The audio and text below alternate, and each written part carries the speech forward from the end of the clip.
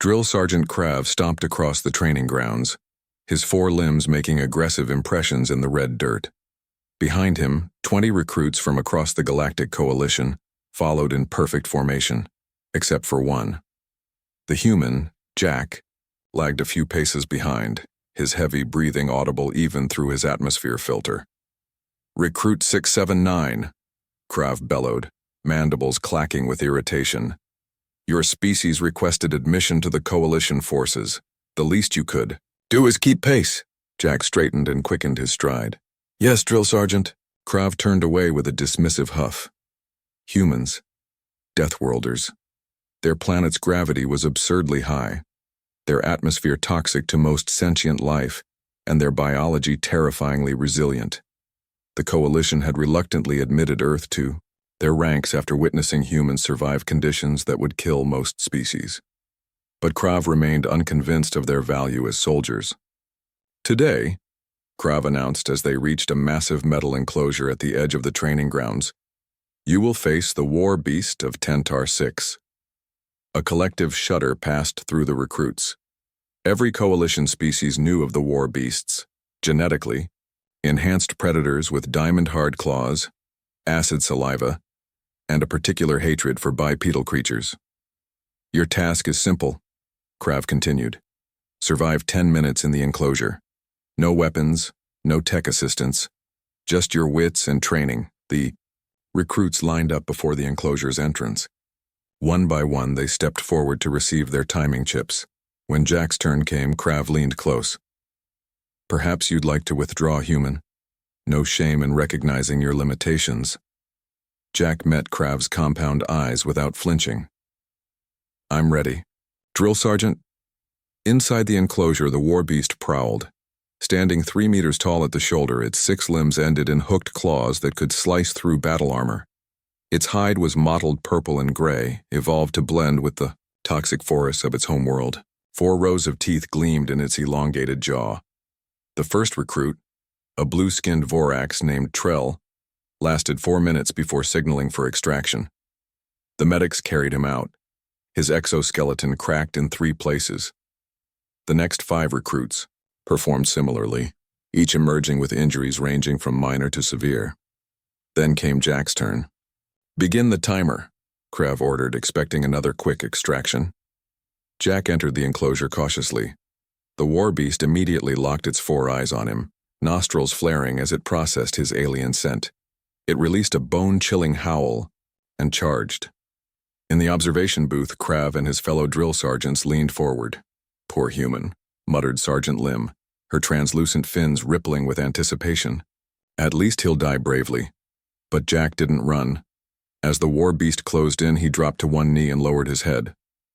"What is he doing?" Krav demanded. "He's making himself vulnerable." The beast slowed its charge, circling Jack suspiciously. It growled, saliva dripping from its jaws, burning small holes in the ground. Jack remained still, head bowed.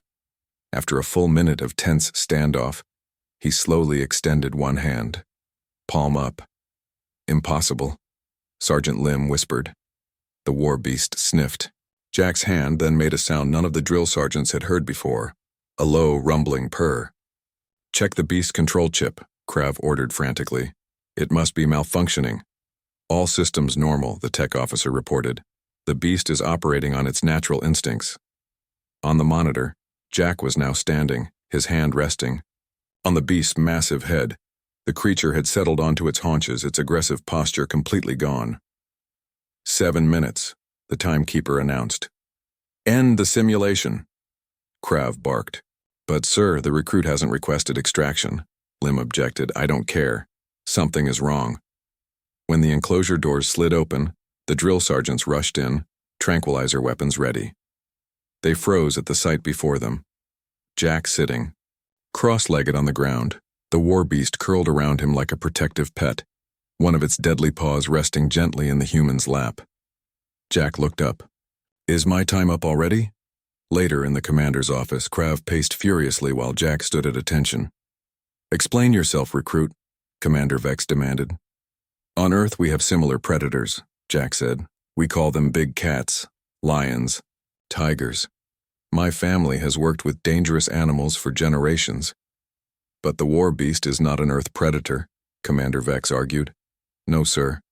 But predators share certain behaviors across species. Show dominance through calm, don't challenge. Directly establish trust gradually. These are universal principles. Commander Vex studied Jack thoughtfully. The war beasts have been our most effective frontline weapon for decades. No species has ever tamed one. I didn't tame it, sir, Jack corrected. I communicated with it. There's a difference. That evening, news of the humans' achievements spread through the base. The other recruits viewed Jack with newfound respect while the drill sergeants huddled in worried conversation.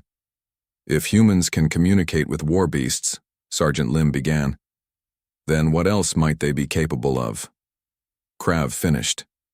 2 weeks later, the Galactic Coalition High Command issued a new directive. All war beasts would be paired with human handlers. Furthermore, Earth would be fast-tracked for advanced membership status within the Coalition. As Jack led his assigned war beast, now officially named Rex, through their first patrol of the perimeter, he smiled to himself. Humans had been underestimated. Throughout the galaxy, dismissed as primitive Deathworlders from an insignificant planet. But now they knew better. The universe was about to learn what Earth had always understood. Sometimes the most dangerous species are the ones who can make friends with monsters.